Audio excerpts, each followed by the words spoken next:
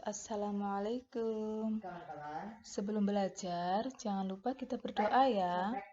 Kali ini bersama saya, Dwi Kurniati, kita akan belajar tentang tumbuhan sahabatku. Sahabatku tumbuhan.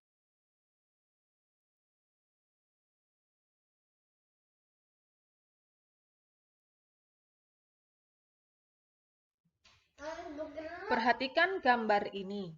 Hewan dan manusia memperoleh manfaat dari tumbuhan. Manfaat tumbuhan bagi manusia antara lain sebagai sumber energi bagi manusia, sumber vitamin, sumber oksigen, pengikat air tanah, peneduh, dan memperindah kehidupan di bumi. Manfaat tumbuhan bagi hewan yaitu sebagai sumber energi bagi hewan. Tumbuhan merupakan sumber bagi kehidupan manusia dan hewan. Beberapa hal yang akan terjadi jika tidak ada tumbuhan adalah manusia dan hewan tidak akan memiliki sumber makanan dan bumi akan gersang sehingga kehidupan akan berakhir.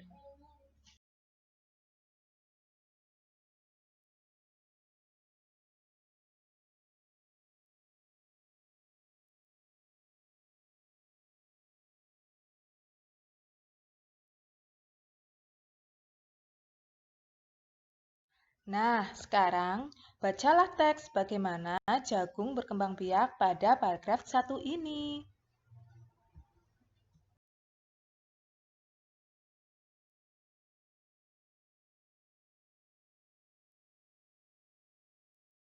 Bacalah teks paragraf kedua ini.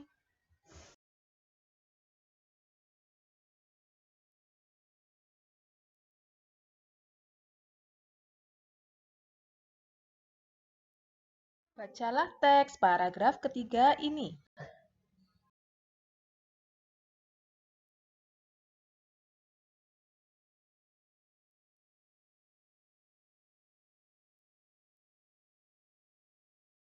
Bacalah teks paragraf keempat dan kelima ini, oke?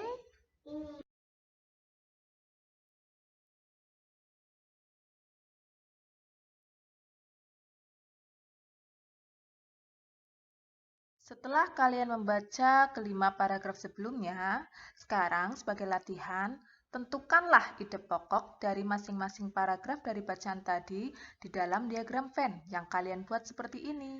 Hasil jawabannya nanti dikumpulkan di waktu yang ditentukan ya.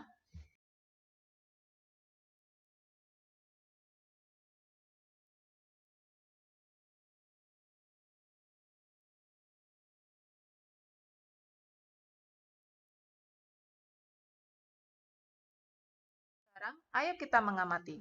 Perkembangbiakan generatif atau secara kawin dilakukan melalui proses penyerbukan dan pembuahan. Perkembangbiakan generatif pada tumbuhan diawali dengan penyerbukan, yaitu melekatnya atau jatuhnya serbuk sari. Setelah terjadi penyerbukan, pada serbuk sari tumbuh bulu serbuk sari yang menuju ke ruang bakal biji. Kemudian di dalam ruang bakal biji terjadi pembuahan, yaitu peleburan serbuk sari atau sel kelamin jantan atau spermatozoid.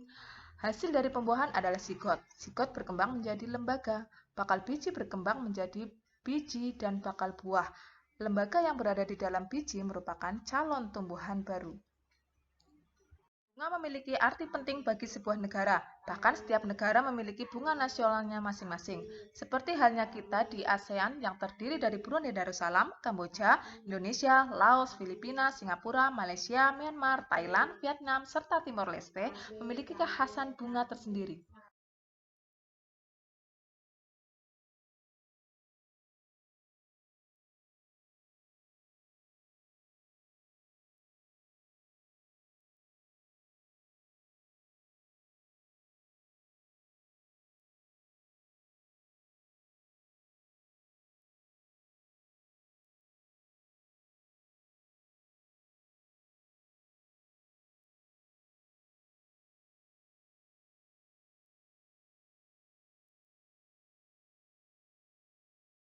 Brunei Darussalam.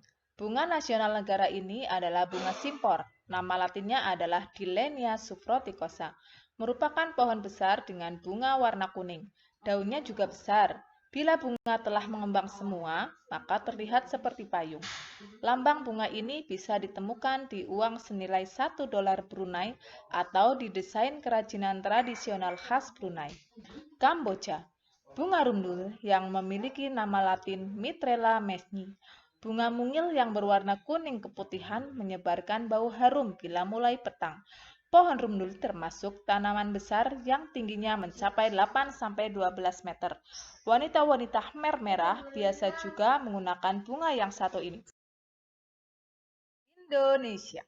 Bunga anggrek bulan atau biasa disebut Phalaenopsis amabilis adalah salah satu bunga nasional Indonesia. Dua lainnya adalah bunga melati atau Jasminum sambac sebagai bunga bangsa dan bunga Rafflesia atau Rafflesia arnoldi sebagai bunga langka. Sedangkan bunga anggrek bulan sebagai bunga pesona biasa berbunga 2-3 kali dalam setahun. Laos. Dor Champa, begitulah nama bunga Kamboja disebut di Laos. Kamboja yang nama latinnya Plumeria. Ini adalah bunga nasional Laos, menjadi lambang ketulusan dan kebahagiaan hidup. Biasa digunakan untuk dekorasi upacara keagamaan dan untuk ucapan selamat datang pada tamu.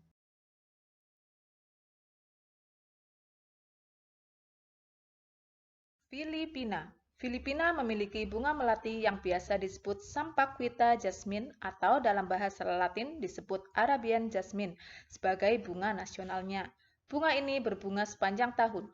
Orang Filipina melambangkan melati sebagai lambang kesucian, kesederhanaan, kemanusiaan, sekaligus kekuasaan. Singapura. Bunga anggrek vanda yang juga dikenal di Indonesia jadi pilihan Singapura untuk bunga nasionalnya.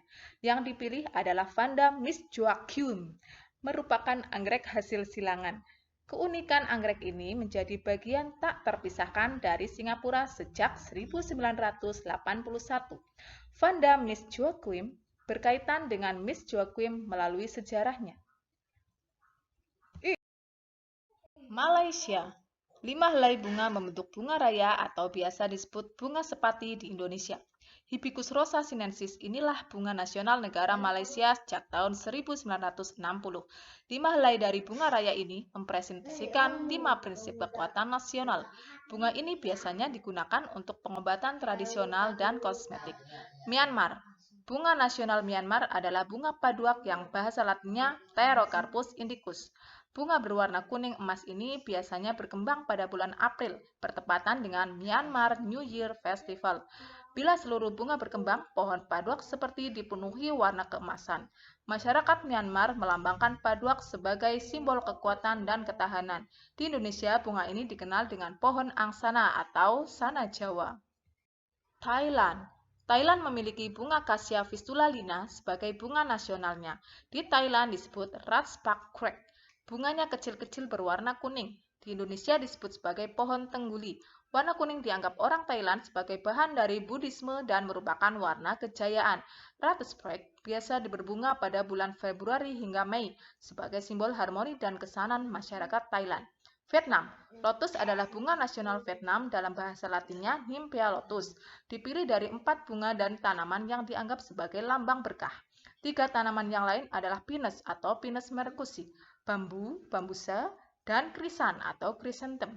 Sebagaimana masyarakat timur, lotus yang dikenal sebagai teratai ini melambangkan kesucian komitmen dan optimisme masa depan. ASEAN adalah organisasi yang dibentuk dan beranggotakan negara-negara yang berada di kawasan Asia Tenggara. ASEAN pertama kali didirikan oleh perwakilan dari 5 negara, yaitu Indonesia, Thailand, Malaysia, Singapura, Filipina.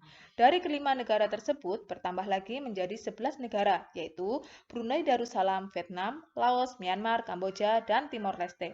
Tujuan terbentuknya organisasi ASEAN yaitu sebagai tempat untuk melakukan kerjasama antar negara Asia Tenggara dalam berbagai hal, memperkuat kesejahteraan negara-negara di Asia Tenggara, saling membantu dalam berbagai bidang, meningkatkan kualitas ilmu pengetahuan dan teknologi.